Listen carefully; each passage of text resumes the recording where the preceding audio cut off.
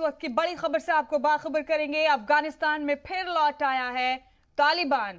2 दहाई बाद तालिबान का अफगानिस्तान पर फिर से एक बार कब्जा हो गया है। 2 दहाई बाद कब्जे की खबर आपको दे रहे हैं अफगानिस्तान से। काबुल में राष्ट्रपति भवन पर तालिबान ने कब्जा जमा लिया है। राष्ट्रपति भवन में हथियारों के साथ बैठे हुए नजर आ रहे तालिबानी जंगजू। अफगानिस्तान के हालात पर हिंदुस्तान की भी नजर है।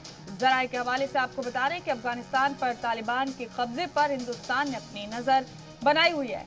अफगानिस्तानी मीडिया के हवाले से खबर है कि काबुल में लोग घरों में बंद हैं। तालिबान रस्मी तौर पर थोड़ी देर में अफगानिस्तान पर अपने कब्जे का ऐलान कर सकता है। बड़ा अपडेट इस वक्त का आपको अफगानिस्तान के हवाले से दे रहे हैं। अफगानिस्तान में फिर लौट आया है तालिबान का राज। करीब 2 दहाई बाद तालिबान का अफगानिस्तान पर फिर से कब्जा हो गया है। काबुल में राष्ट्रपति भवन पर तालिबान ने कब्जा जमा लिया है। राष्ट्रपति भवन में हथियारों के साथ बैठे नजर आ रहे तालिबानी जंगजू। इस बीच आपको यह भी बता दें कि अफगानिस्तान के हालात पर हिंदुस्तान ने अपनी मुकम्मल नजर बनाई हुई है। अफगानिस्तान पर तालिबान के कब्जे पर हिंदुस्तान मुस्तैदी से नजर रखे हुए। अफगानिस्तानी मीडिया के हवाले से तमाम अपडेट आपको दे रहे हैं। काबुल में लोग फिलहाल घरों में बंद हैं और अब से थोड़ी देर बाद तालिबान रस्मी तौर पर ऐलान कर सकता है अफगानिस्तान पर अपने कब्जे का।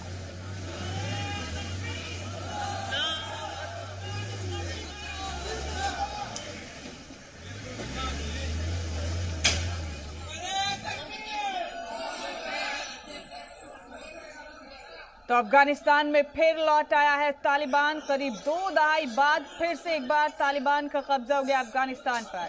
पिछले काफी वक्त से जद्दोजहद चल रही थी तालिबानियों की अफगानिस्तान पर जद्दोजहद करने की, और जैसे अमेरिकी फौज ने वापसी की तो तालिबान की कवायद तेज हो गई और आखिरकार अफगानिस्तान पर तालिबान ने कब्जा कर लिया। तालिबानी लड़ाके राष्ट्रपति भवन में बैठे हुए नजर आ रहे हैं और मीडिया जराये के मुताबिक अफगानिस्तान में फिलहाल लोग अपने घरों में बंद हैं। काबुल में खास तौर से लोग घरों से बाहर नहीं निकल रहे। सड़कों पर वो लोग नजर आ रहे हैं जो मुल्क छोड़कर जाना चाहते हैं। इस वक्त का बड़ा अपडेट आपको अफगानिस्तान के हवाले से दे रहे हैं। तालिबान ने फिर एक बार अफगानिस्तान पर कब्जा कर लिया।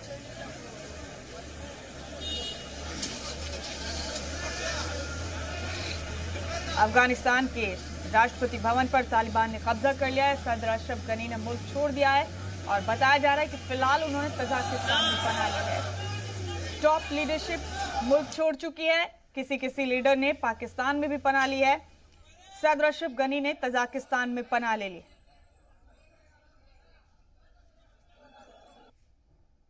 So as we know, the situation deteriorates day by day, and they are annexing territory after territory, and the situation is extremely tense in Afghanistan. Basically, my scenario is like my visa is going to expire by September, the next month, mid of September. So after that, I'm not a student of any university. So the difficulty I face that once my visa is expired, I have to leave India, because with the expired visa, I cannot live here. I cannot go back.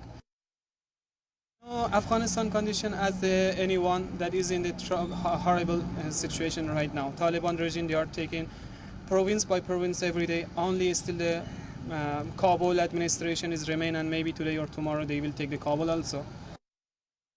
My concern comes about my family life. They have lost their jobs. They are not earning. Also, all the places are just falling under control of Taliban.